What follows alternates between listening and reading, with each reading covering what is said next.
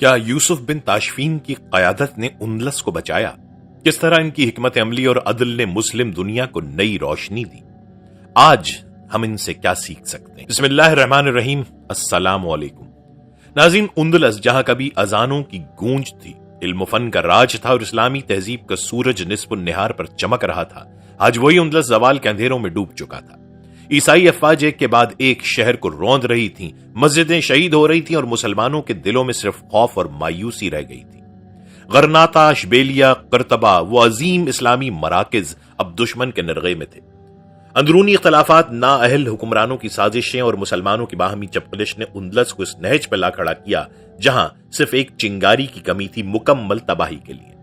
لیکن ایسے میں ایک آواز بلند ہوئی، ایک ایسی شخصیت جو نہ اندلس سے تھی، نہ اسے وہاں کے تخت و تاج سے کوئی لالچ تھا، مگر اس کے دل میں امت کا درد، ایمان کی حرارت اور خلافت کا تصور تھا۔ یوسف بن تاشفین، مراکش کی سرزمین سے اٹھنے والا وہ مرد مجاہد جس نے صرف تلوار نہیں اٹھائی بلکہ امت کے خوابوں کو نئی امید دی۔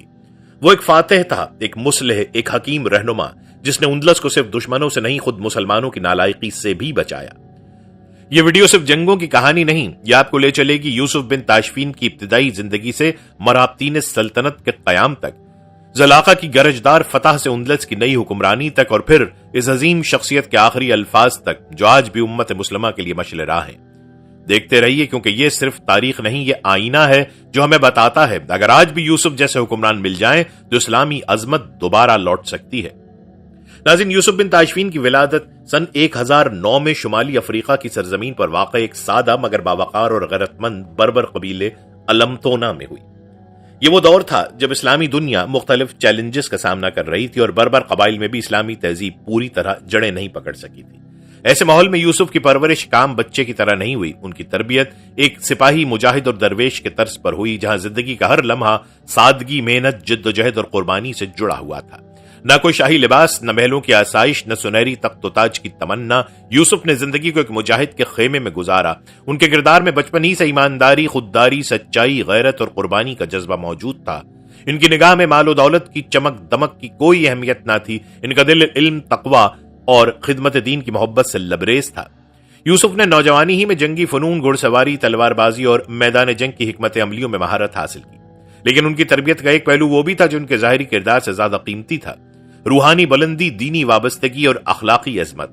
قرآن سے محبت، علماء کی صحبت، نماز کی پابندی اور زہد و تقوی نے ان کی شخصیت کو نکھار دیا۔ یہی وہ اوصاف تھے جنہوں نے انہیں ہزاروں لوگوں کے درمیان ممتاز بنایا اور مرابطین تحریک کی نظر ان پر جا ٹکی۔ مرابطین تحریک جو شیخ عبداللہ بن یاسین کی قیادت میں افریقہ میں اسلامی اصلاح اور اخلاقی بیداری کی تحریک بن چکی تھی، اس نے یوسف بن تاشفین کو ایک مجاہد نہیں بلکہ مستقبل کے رہنما کے طور پر پہچانا۔ یوسف نے دعوت کو صرف مذہبی نعرہ سمجھ کر نہیں اپنایا بلکہ اس کو اپنی زندگی کا مقصد بنا لیا۔ انہوں نے مرابطین تحریک کو مضبوط کیا، قبائل کو متحد کیا اور جلدی ایسی قائدانہ صلاحیتوں کا مظاہرہ کیا کہ بڑے بڑے سردار اور سپہ سالار ان کی قیادت تسلیم کرنے لگے۔ ان کی سادگی، عدل پسندی، تدبر اور جنگی بصیرت نے انہیں صرف ایک بربر نوجوان سے ایک اسلامی سلطنت کے معمار کے درجے تک پہنچا دیا۔ یہ وہ آغاز تھا جہاں سے یوسف بن تاشفین کا سفر ایک عام نوجوان سے اسلام کے نجات دہندہ اور تاریخ ساز رہنما بننے کی طرف شروع ہوا۔ وہ رہنما جسے تاریخ نے اندلس کے برباد ہوتے ہوئے چراغ کو دوبارہ روشن کرنے والا قرار دیا۔ جب شمالی افریقہ میں اخلاقی زوال، دینی کمزوری اور معاشرتی بگاڑ اپنے عروج پر تھا، قبائل کے درمیان خانہ جنگیاں جاری تھیں اور اسلامی تعلیمات صرف ظاہری رسومات تک محدود ہو کر رہ گئی تھیں، تب اللہ نے سرزمین پر ایک مرد مومن کو بیدار کیا، شیخ عبداللہ بن یاسین۔ انہوں نے نہ صرف انحطاط پذیر معاشرے کو جھنجھوڑا بلکہ ایک بھرپور دعوتی و اصلاحی تحریک کی بنیاد رکھی جس کا مقصد صرف چند معاشرتی برائیوں کو ختم کرنا نہیں بلکہ اسلام کے اصل پیغام کو غالب کرنا تھا۔ ان کی تحریک کا نعرہ تھا واپس قرآن و سنت کی طرف، اور اس نظریے کے تحت انہوں نے ایک ایسا لشکر تیار کیا جو زہد و تقوی سے مزین اور جنگی میدان میں بے مثال ہو۔ اس لشکر کو تاریخ نے مرابطین کے نام سے یاد رکھا، یعنی وہ لوگ جو اللہ کے دین کی سرحدوں کی حفاظت پر مامور ہوں، جو دین سے جڑے ہوئے ہوں اور جو حق کے لیے ہر قربانی دینے کو تیار ہوں۔ ناظرین، یوسف بن تاشفین ابتدا میں اسی تحریک کے خاموش مگر مخلص سپاہی کے طور پر ابھرے، مگر بہت جلد ان کے اعلیٰ اخلاق، سادہ طبیعت، تیز فہم، غیر معمولی عسکری مہارت اور انتظامی صلاحیتوں نے سب کی توجہ حاصل کر لی۔ وہ نہ صرف جنگی محاذ پر کامیاب رہے بلکہ اپنی دیانت اور عدل کی وجہ سے لوگوں کے دلوں میں گھر کر گئے۔ شیخ عبداللہ بن یاسین نے ان کی صلاحیتوں کو پہچانا اور بالآخر تحریک کی قیادت یوسف کو سونپ دی۔ یہ وہ فیصلہ تھا جس نے تاریخ کا رخ بدل دیا۔ قیادت سنبھالتے یوسف نے پہلا عظیم قدم اٹھایا، مختلف بکھرے ہوئے قبائل کو متحد کرنا۔ یہ کوئی آسان کام نہ تھا، لیکن ان کی بردباری، حکمت اور بے مثال سادگی نے لوگوں کو متحد کیا۔ سن 1062 میں انہوں نے مراکش شہر کی بنیاد رکھی، جو صرف ایک شہر نہیں بلکہ ایک نئی اسلامی تہذیب، علم، عدل اور روحانیت کا مرکز بن گیا۔ یہ وہ شہر تھا جس سے مرابدین سلطنت کا سورج طلوع ہوا۔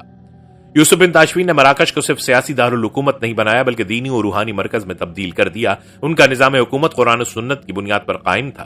نہ کوئی ظالم حکمران، نہ شاہی جاہ و جلال، نہ مظلوموں کی آہیں، بلکہ ایک ایسی حکومت جو علماء کے مشورے سے چلتی، عدل پر قائم ہوتی اور کمزور کو بھی طاقتور کے برابر حق دیتی۔ انہوں نے قاضیوں، مفتیوں اور علماء کو ریاستی معاملات میں شامل کیا تاکہ شریعت کے اصول عملی طور پر نافذ ہوں۔ تعلیم عام کی گئی، مدارس قائم کیے گئے اور زکوٰۃ و صدقات کے نظام کو مؤثر بنایا گیا۔ معاشرتی انصاف، معاشی توازن اور دینی شعور کی ایک نئی فضا قائم ہوئی۔ مرابطین سلطنت نہ صرف ایک سیاسی قوت تھی بلکہ اسلامی شعور کی نئی تحریک بھی تھی۔ یہ سلطنت اس بات کا ثبوت تھی کہ اگر قیادت ایماندار، سادہ مزاج اور اللہ سے ڈرنے والی ہو تو ایک ٹوٹا بکھرا معاشرہ بھی دوبارہ عظمت و اتحاد کا نشان بن سکتا ہے۔ یہی وہ مضبوط بنیاد تھی جس پر کھڑے ہو کر یوسف بن تاشفین نے آگے چل کر وہ عظیم کارنامہ انجام دیا جس نے اندلس جیسے عظیم خطے کو کفر کے پنجوں سے نکال کر دوبارہ اسلام کی روشنی سے منور کر دیا۔ ناظرین، 11ویں صدی کا اندلس اور شمالی افریقہ ایک ایسے دور سے گزر رہے تھے جس میں سیاسی، معاشی اور ثقافتی مشکلات کا سامنا تھا۔ اندلس کی سرزمین کبھی علم، ثقافت اور اسلامی عظمت کا مرکز تھی، مگر اب وہاں کے مسلمان ریاستوں میں داخلی لڑائیاں، حکومتی بدعنوانی اور باہمی اختلافات کا دورہ تھا۔ مختلف مسلم حکمران اپنے مفادات کے لیے لڑتے اور پورے اندلس میں کوئی مرکزی حکومت یا مضبوط قیادت موجود نہیں تھی۔ اس کا نتیجہ یہ نکلا کہ عیسائی سلطنتیں مسلسل مسلمانوں کی کمزوری کا فائدہ اٹھاتی اور ایک کے بعد ایک شہر فتح کرتی جا رہی تھی۔ غرناطہ، اشبیلیہ اور قرطبہ جیسے اہم شہر عیسائیوں کی نظر میں تھے اور ان کی فتوحات کا سلسلہ جاری تھا۔ دوسری طرف شمالی افریقہ میں بھی سیاسی حالات بے حد پیچیدہ تھے۔ وہاں کے مختلف قبائل میں لڑائیاں اور اختلافات شدید تھے جس نے پورے علاقے کو انتشار کی حالت میں ڈال دیا تھا۔ ایسے میں مرابطین تحریک نے جنم لیا جو ایک اصلاحی اور فوجی تحریک تھی جس کا مقصد اسلامی شریعت کے نفاذ، عدل کا قیام اور مسلمان حکومتوں کو مستحکم کرنا تھا۔ مرابطین تحریک کا آغاز عبداللہ بن یاسین کی رہنمائی میں ہوا جنہوں نے مسلمانوں کے درمیان مذہبی اور اخلاقی اصلاحات کا آغاز کیا۔ ان کی قیادت میں یوسف بن تاشفین جیسے عظیم سپہ سالار سامنے آئے جنہوں نے اس تحریک کو نہ صرف شمالی افریقہ میں پھیلایا بلکہ اندلس کی سرزمین تک بھی پہنچایا۔ یوسف بن تاشفین نے مرابطین تحریک کے ذریعے ایک نئی قسم کی قیادت کو فروغ دیا جو صرف جنگی مہارت اور سیاسی حکمت سے ہی نہیں بلکہ دینی اصولوں پر قائم تھی۔ یوسف بن تاشفین نے ایک مضبوط اسلامی ریاست کی بنیاد رکھی جہاں عدل و انصاف اور شریعت کے اصولوں کو مرکزی حیثیت دی گئی۔ انہوں نے اسلامی تعلیمات کی روشنی میں نہ صرف داخلی نظم و ضبط قائم کیا بلکہ اندلس کے مسلمانوں کو ایک متحد قوت بنا کر عیسائی فتوحات کا مقابلہ کیا۔ ان کی قیادت کا سب سے اہم پہلو یہ تھا کہ انہوں نے مسلمانوں کو ایک مشترکہ مقصد کے تحت جمع کیا جس میں ایمان، اتحاد اور قربانی کی اہمیت کو اجاگر کیا۔ یوسف بن تاشفین کی قیادت میں مرابطین سلطنت نے نہ صرف سیاسی استحکام حاصل کیا بلکہ معاشی، ثقافتی اور تعلیمی ترقی بھی کی۔ انہوں نے نہ صرف اپنے دور کے حکومتی نظام کو بہتر بنایا بلکہ اپنی ریاست کو ایک ایسا نمونہ بنایا جس میں عوامی فلاح و بہبود کے لیے اقدامات کیے گئے، تعلیم کو فروغ دیا گیا اور اسلامی عدل و انصاف کا نظام قائم کیا گیا۔ ان کی حکمرانی کے دوران اندلس میں ایک مضبوط اور مستحکم اسلامی ریاست قائم ہوئی جو مسلمانوں کے لیے ایک امید کی کرن ثابت ہوئی۔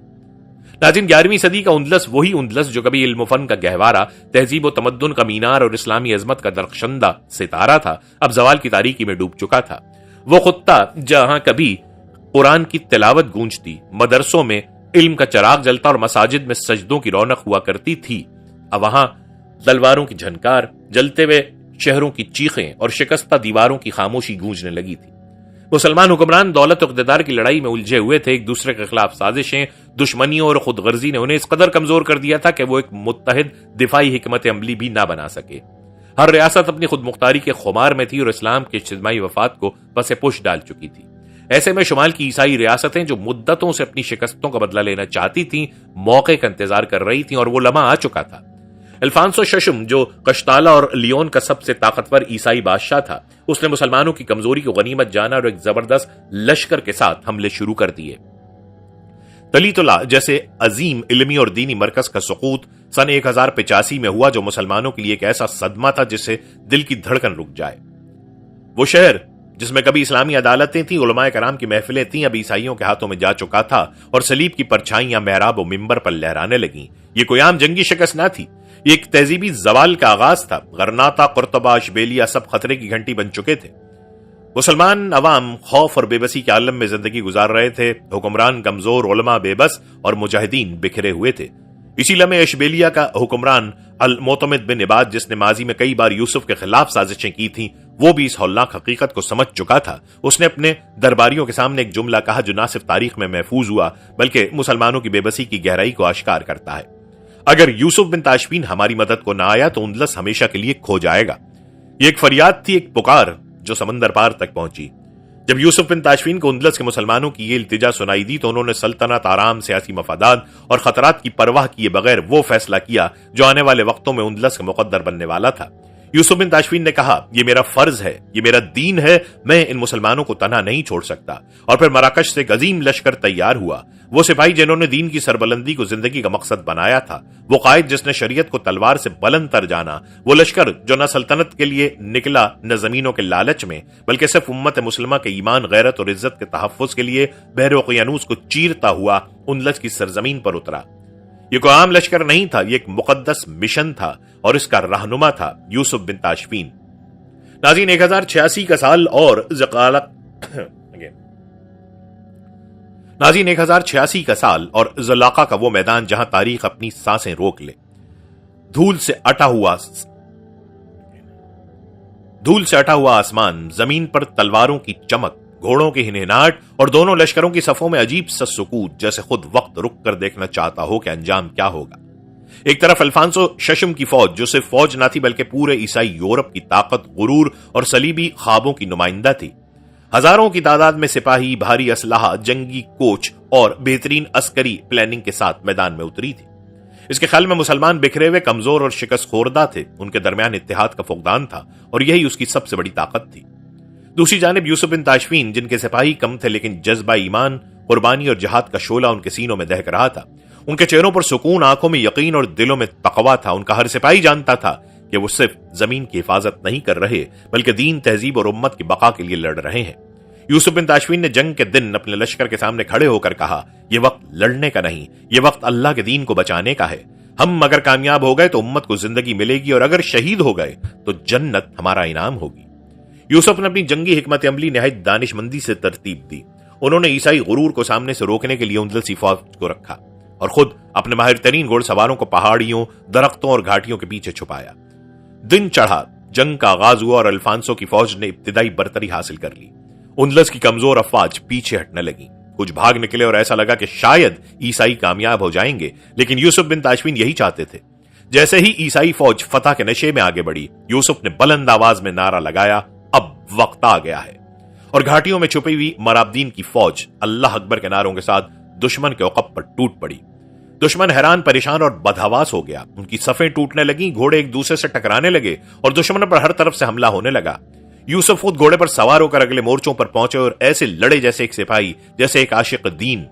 الفانسو ششم، جو لمحہ بھر پہلے فتح کا جشن منانے والا تھا، اب جان بچا کر میدان چھوڑ رہا تھا۔ اس کی فوج تہس نہس ہو گئی، ہزاروں سپاہی مارے گئے اور زلاقہ کا میدان خون سے بھر گیا، مگر اس خون میں ایک عظمت چھپی تھی، امت کے بچنے کی عظمت۔ جنگ کے اختتام پر جب خاموشی چھائی، یوسف بن تاشفین نے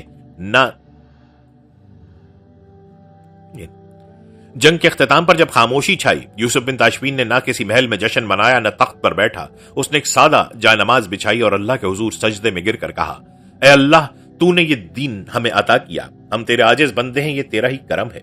یہی وہ عاجزی تھی جو یوسف کو یوسف بناتی ہے، یہی وہ یقین تھا جو قوموں کو مٹنے نہیں دیتا، اور پھر وہ جملہ جو تاریخ کے اوراق میں ثبت ہو گیا، اگر مسلمانوں کا بادشاہ یوسف بن تاشفین ہماری راہ میں نہ آتا تو ہم آج غرناطہ میں نماز پڑھ رہے ہوتے۔ الفانسو ششم کا یہ اعتراف صرف شکست کا نہیں بلکہ ایک قوم کی غیرت کا اعلان تھا۔ زلاقہ کا میدان گواہ ہے کہ اگر قیادت ایماندار ہو، حکمت ہو اور نیت خالص ہو تو اللہ فتح ضرور دیتا ہے، چاہے دشمن کی فوج کتنی بڑی کیوں نہ ہو۔ ناظرین، یوسف بن تاشفین کی کامیابی صرف زلاقہ کے میدان تک محدود نہیں تھی بلکہ اس کے بعد ان کی قیادت نے اندلس میں ایک ایسا انقلابی تبدیلی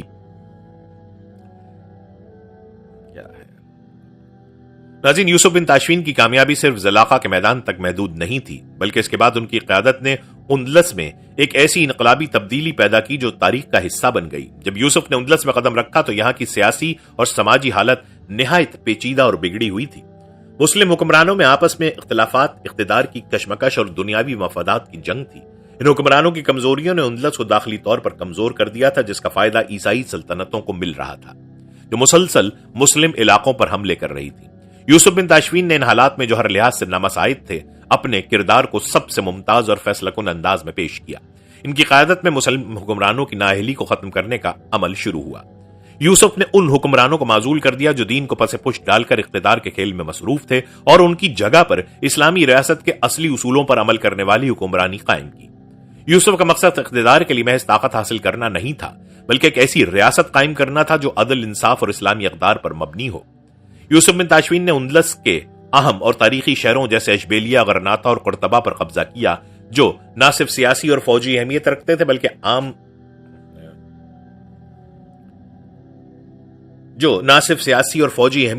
بلکہ علم و فن، تہذیب و ثقافت کے مرکز بھی تھے۔ ان شہروں پر قبضہ کر کے یوسف نے اپنے اقتدار کا پرچم بلند کیا اور وہاں کے عوام کو انصاف اور امن فراہم کیا۔ ان شہروں میں عوامی فلاح و بہبود کے لیے اقدامات کیے گئے، تعلیمی ادارے قائم کیے گئے اور شریعت کے مطابق نظام عدلیہ تشکیل دیا گیا۔ یوسف بن تاشفین کے دور میں اسلامی حکمرانی نے ایک نیا جوش و جذبہ پیدا کیا۔ ان کے عدل و انصاف پر مبنی نظام نے پورے اندلس میں ایک نئی روشنی پھیلائی۔ یوسف نے حکومتی سطح پر عوامی فلاح کے لیے اقدامات کیے اور معاشرتی انصاف کو یقینی بنانے کے لیے اپنے وزیروں، قاضیوں اور علماء کو اعلیٰ عہدوں پر فائز کیا۔ انہوں نے اس بات کو یقینی بنایا کہ ہر فرد کو اس کا حق ملے اور کوئی بھی شخص شریعت کی خلاف ورزی کرنے کی جرأت نہ کرے۔ یوسف کی حکمرانی میں اسلامی اقدار کی ترویج پر خصوصی زور دیا گیا۔ غریبوں، یتیموں اور مسکینوں کی مدد کے لیے متعدد فلاحی اقدامات کیے گئے۔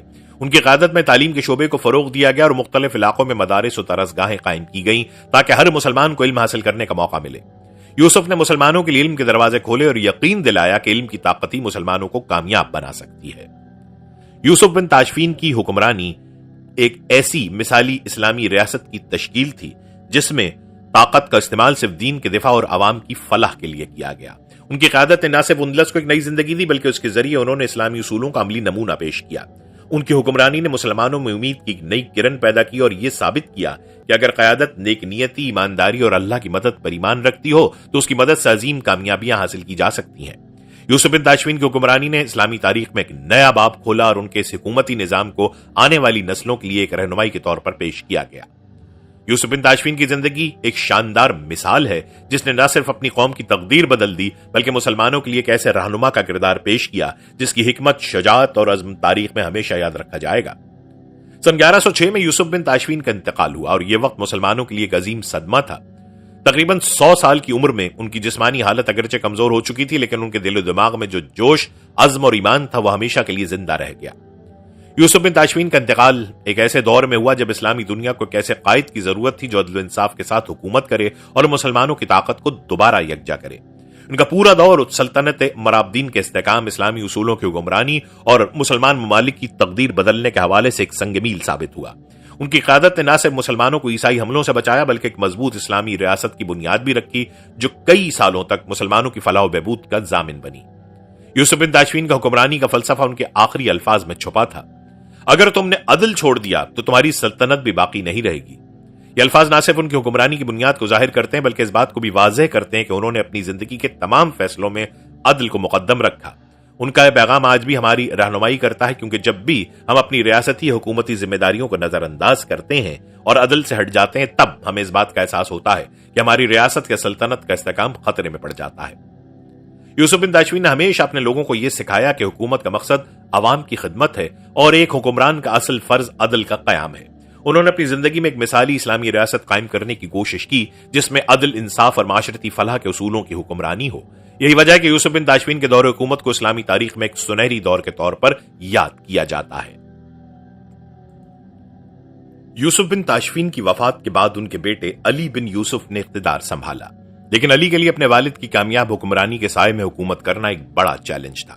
علی نے اپنی بہترین صلاحیتوں کے باوجود اپنے والد کی طرح اتحاد اور عدل کے اصولوں کو اپنانے کی کوشش کی، لیکن یوسف بن تاشفین کی قائدانہ صلاحیتوں اور شجاعت کا خلا محسوس کیا گیا۔ یوسف بن تاشفین کا انتقال ایک عظیم خلا چھوڑ گیا لیکن ان کی حکمت اور قائدانہ صلاحیتوں کا ورثہ آج بھی مسلمانوں کے لیے ایک روشن مثال ہے۔ ان کی زندگی کی سب سے بڑی تعلیم یہی ہے کہ جب حکمران اپنی قوم کے لیے عدل، انصاف اور فلاح کی راہ پر گامزن ہوتا ہے تو وہ نہ صرف اپنی سلطنت کو مضبوط کرتا ہے بلکہ دنیا بھر میں اس کے اثرات مرتب ہوتے ہیں۔ یوسف بن تاشفین کی زندگی کا پیغام یہ ہے کہ حکمت اور شجاعت کا حقیقی مظاہرہ صرف اس وقت ممکن ہے جب انسان اپنے دین اور قوم کے لیے اپنی خدمات پیش کرے اور اس راہ میں ہمیشہ عدل کا دامن تھامے رکھے۔ یوسف بن تاشفین کا انتقال نہ صرف ایک عظیم قائد کی وفات تھی بلکہ ایک عہد کا اختتام بھی تھا۔ ان کی قیادت نے مسلمانوں کو ایک نئے عزم اور حوصلے سے بھر دیا تھا، اور آج بھی ان کی زندگی اور ان کے نظریات مسلمانوں کے لیے ایک رہنمائی کا ذریعہ ہیں۔ ان کا پیغام ہمیں یاد دلاتا ہے کہ اگر ہم اپنی معاشرتی، سیاسی اور اخلاقی ذمہ داریوں میں عدل کو بنیادی اصول بنائیں تو دنیا کی کوئی طاقت ہمیں شکست نہیں دے سکتی۔ ناظرین، یوسف بن تاشفین کی شخصیت ایک جامع اور متوازن کردار کی مثال تھی۔ ان کے اخلاقی اقدار، فوجی حکمت عملی اور سیاسی بصیرت نے انہیں تاریخ کے عظیم رہنماؤں میں شامل کیا۔ ان کے مختلف پہلوؤں پر بات کرتے ہوئے ہم ان کی سادگی، تقوی، عدل، حکمت اور قیادت کو تفصیل سے بیان کر سکتے ہیں۔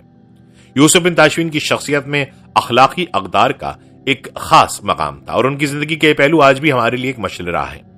ان کی سادگی اور تقوی ان کے عہد کے عظیم رہنماؤں کی ایک مثال تھی۔ یوسف نے ہمیشہ دنیاوی لذتوں سے پرہیز کیا اور اپنی زندگی کو سادہ رکھا۔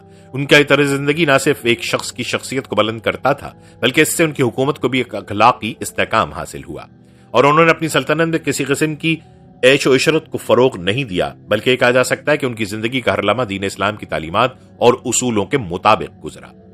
یوسف بن تاشفین کا طرز حکمرانی بھی اسی اخلاقی بنیاد پر قائم تھا۔ ان کا عدل و انصاف پر خصوصی زور تھا، اور وہ سمجھتے تھے کہ اگر حکمران انصاف کی راہ سے ہٹ جائے تو اس کی سلطنت کا استحکام نہیں رہ سکتا۔ یوسف نے اپنے فیصلوں میں ہمیشہ انصاف کو اولین ترجیح دی، چاہے وہ جنگی میدان ہو یا روزمرہ کے حکومتی معاملات۔ ان کا یہ اصول تھا کہ ہر فرد کو اس کا حق دیا جائے اور ان کے فیصلے کسی بھی صورت میں ظلم یا ناانصافی پر مبنی نہ ہوں۔ یوسف کی سادگی اور عدل کا یہ اثر نہ صرف ان کی فوج اور حکومتی اہلکاروں پر تھا بلکہ عوام کے دلوں میں بھی ان کی عزت اور احترام بڑھا۔ عوام یوسف بن تاشفین کو نہ صرف ایک حکمران کے طور پر دیکھتے تھے بلکہ ایک عظیم رہنما کے طور پر ان کے دلوں میں محبت اور عقیدت تھی۔ اس کی ایک مثال اس وقت سامنے آتی ہے کہ جب وہ اپنے زیر اقتدار علاقے میں مختلف عدالتوں کے فیصلوں میں ہر کسی کے ساتھ مساوات اور انصاف کا سلوک کرتے تھے، چاہے وہ عام آدمی ہو یا حکمران طبقہ۔ یوسف بن تاشفین نے کبھی بھی اپنی حکومت کو ذاتی مفاد یا اقتدار کے لالچ میں نہیں چلایا۔ وہ ہمیشہ ہی جانتے تھے کہ ایک حکمران کی سب سے بڑی ذمہ داری اس کے عوام کے ساتھ انصاف کرنا ہے۔ ان کی حکمت، سادگی اور عدل کے اصول نہ صرف ان کی حکومت کی طاقت کا باعث بنے بلکہ ان کی لوگوں کی محبت اور وفاداری کا بھی راز تھے۔ یوسف بن تاشفین کا طرز حکمرانی ایک تاریخی ورثہ بن چکا ہے جو آج بھی دنیا بھر کے حکمرانوں کے لیے ایک بہترین نمونہ ہے۔ ان کی زندگی اور حکمرانی کا پہلو اس بات کا غماز ہے کہ کس طرح ایک سادہ، تقوی سے لبریز حکمران جو اپنی ذات کے بجائے عوام کے فلاح و بہبود کو ترجیح دیتا ہے، نہ صرف اپنی حکومت میں انصاف قائم کرتا ہے بلکہ عوام کے دلوں میں اپنی جگہ بنا لیتا ہے۔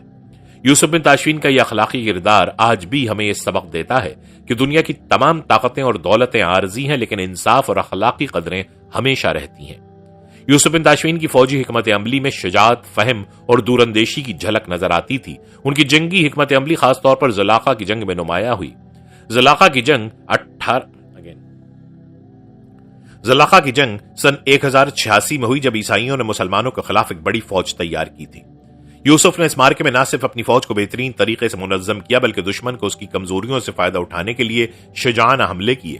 ان کی حکمت عملی میں فوج کی تقسیم اور دشمن کے عقب سے حملے کی تکنیک شامل تھی جس سے عیسائی فوج مکمل طور پر مفلوج ہو گئی۔ یوسف نے اپنی فوج کے ایک حصے کو گھاٹیوں میں چھپایا اور عین وقت پر ان کو دشمن پر حملہ کرنے کے لیے اشارہ دیا۔ اس حکمت عملی کی بدولت عیسائی فوج کو مکمل طور پر شکست ہوئی اور یوسف نے اس جنگ میں اہم فتح حاصل کی۔ یوسف بن تاشفین کی سیاسی بصیرت بھی ان کے عظیم رہنماؤں میں شمار ہونے کی ایک بڑی وجہ تھی۔ اندلس میں مسلمان حکمرانوں کے مابین شدید اختلافات اور باہمی جنگوں نے اس سرزمین کو کمزور کر دیا تھا۔ یوسف بن تاشفین نے نہ صرف ان اختلافات کو ختم کرنے کی کوشش کی بلکہ ایک مضبوط مرکزی حکومت قائم کی۔ جب اندلس کے مختلف حکمرانوں کی نااہلی اور اقتدار کے لیے لڑائیوں نے مسلمانوں کو کمزور کر دیا، یوسف نے ان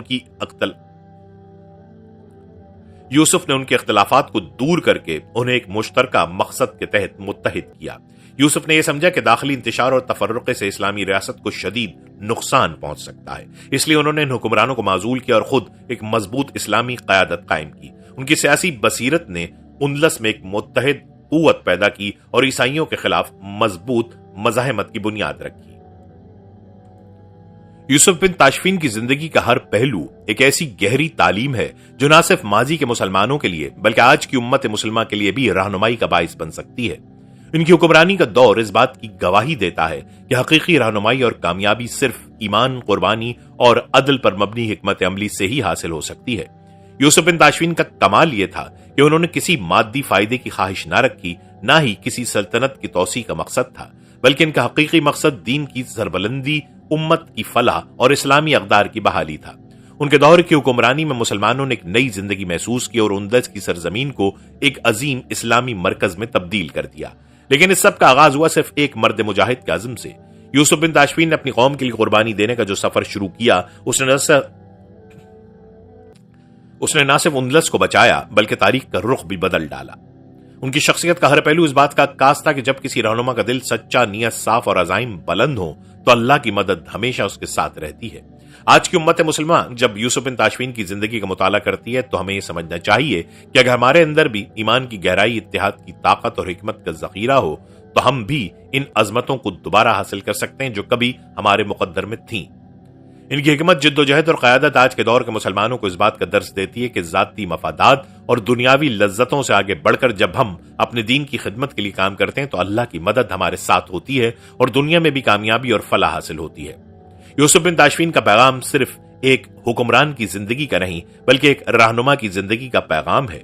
एक रहनुमा जो अपने उसूलों से कभी नहीं हटता, जो हर फैसले में अदल का पहलू रखता है और जो अपनी कौम की फलाह के लिए हर कदम उठाता है। इनकी जिंदगी हमें सिखाती है कि अगर हम अपनी माशरती, सियासी और दीनी मसाइल को हल करने के लिए यही हिकमत, इत्तेहाद और कुर्बानी की राह अख्तियार करें तो कोई ताकत हमें शिकस्त नहीं दे सकती। आज जब उम्मत मुस्लिमा मुश्किलात का सामना कर रही है, ऐसे में यूसुफ बिन ताशफीन का किरदार हमें याद दिलाता है कि हम किस तरह अपने अंदर वो कुव्वत पैदा कर सकते हैं जो हमें आलमी सतह पर दोबारा वो इज्जत, एहतराम और कामयाबी दिलाए जो हमारे असलाफ ने हासिल की थी। अगर हमें आज भी यूसुफ बिन ताशफीन जैसे हुक्मरान मिल जाएं तो कोई शक नहीं कि इस्लामी अजमत एक नई रोशनी दुनिया के हर गोशे में फैला देगी। उनकी क़यादत का पैगाम आज भी एक रोशन चराग की मानिंद है जो हमें दिखाता है कि किस तरह सच्चे अज़्म, ईमानदारी और अल्लाह पर भरोसे के साथ कोई भी उम्मत अपनी तकदीर बदल सकती है। तो नाजरीन, ये थी हमारी आज की वीडियो। हम उम्मीद करते हैं कि आपको हमारी आज की ये वीडियो जरूर पसंद आई होगी। अगर आपको हमारी आज की वीडियो पसंद आई है तो आपसे गुजारिश करते हैं कि आप हमारे चैनल को जरूर सब्सक्राइब कर लें और साथ ही लगे बेल के बटन को भी प्रेस कर लें ताकि आपके पास हमारे आने वाली मजीद मालूमाती वीडियोस का नोटिफिकेशन बर वक्त मिलता रहे। सब्सक्राइब के साथ साथ हमारी वीडियो को लाइक भी करें और अपनी कीमती राय का इजहार कमेंट्स में जरूर करें। कमेंट्स में आप अपने सवालात भी हम तक पहुंचा सकते हैं। अल्लाह ताला आपको अपने हिफ्ज़-ओ-अमान में रखे। आमीन।